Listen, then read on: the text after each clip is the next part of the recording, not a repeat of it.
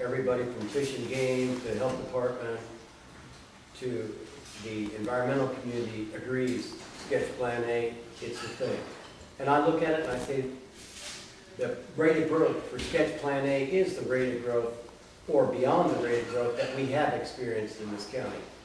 And so there's plenty of room for houses. There's plenty of room for growth in sketch plan A.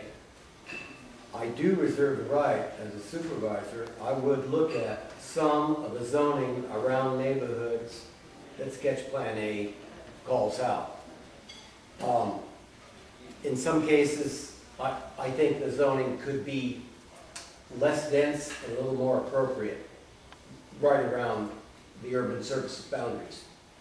And I'd have to get a map out to show you exactly where I mean, but I looked at it and I found those and I thought, wow, B is actually better environmentally in some ways than A in certain pockets. As far as the plan, I just like to get it going and get it done with.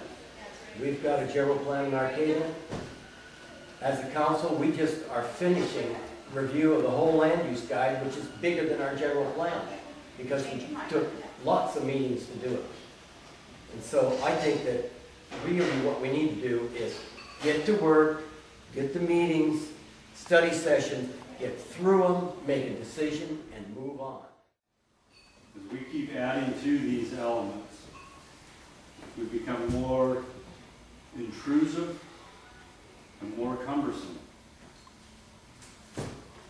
The people that I talk to, including myself, feel that the 7 elements in the last 20 years have served us well.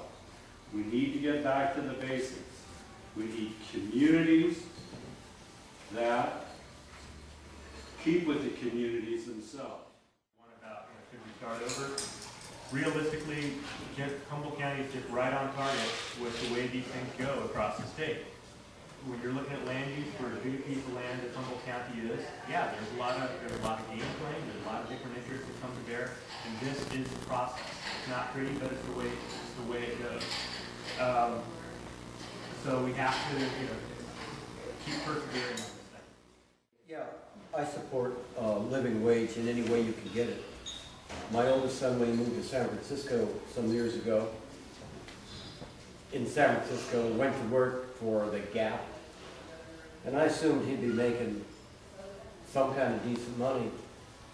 When I got down there to see him and talk to him and try to help him get started in college, he was getting $6 an hour, just like he gets $6 an hour here, paying twice the rent.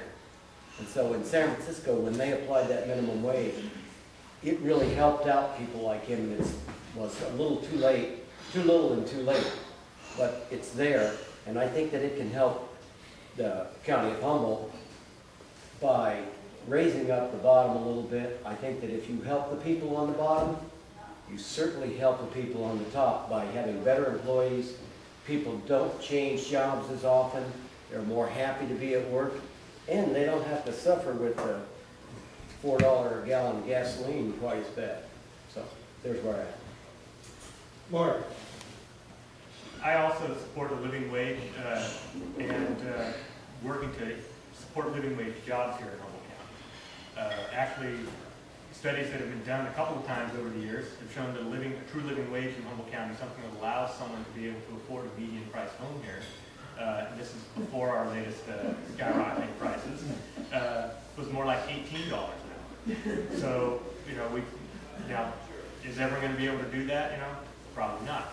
But anything that helps people to be able to get closer to that is a good thing. We've got to keep in mind that ultimately we're paying for people that aren't able to afford all the services that they need for their life.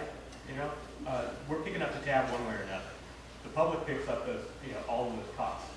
So either they're getting paid for it, or we're paying for it in other means. So I'll be honest, I'm not familiar with the specifics of that ordinance, since that's the city of Eureka that's being circulated in. But the concept of making sure that people are paid enough so that they can afford, to take care of themselves is a great thing. And as Paul pointed out, yeah, it helps to ensure longer-term employees, which is a great thing for those businesses too. Less attrition, job training costs. Super. Living wages are obviously, something that's critical to the success of a community. I happen to believe that the best way to provide living wages is through investments that increase productivity and training, making sure you have a workforce that's more productive, higher skilled, that's going to be able to earn higher wages without just raising the cost of the goods. There's a relationship between the cost of labor and the cost of the finished product. And so if you're not careful, you can just end up chasing your tail with the cost of goods and the cost of wages. There's also a component in what we do with the cost and how we manage our housing supply to make sure that housing costs don't continue to spiral, to make sure that as wages increase, it just doesn't, they're not just chasing a stagnant housing supply and driving prices up further so they stay attainable. So anything we can do to encourage investment in technologies that make our workers more productive, anything we can do to encourage training and investment in training that makes our workers more productive, and growing our economy and making sure that the cost of goods stay low relative to the wages we earn are the policies that I would favor, that I think make the most sense, and I would work very hard as supervisor to accomplish those things. Thank you. John? Well, California is not a right-to-work state, so we have to abide by the minimum wage of the state, not the federal government. The feds are already lower than the state.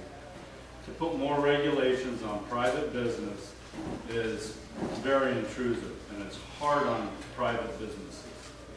I know in my business, I pay a lot more than minimum wage so that I can keep employees, because it takes a long time to train them, and I don't want that turnover because it costs me money. So I think it's up to the businessman. I don't think it's up to the local government to say what wages we have to pay.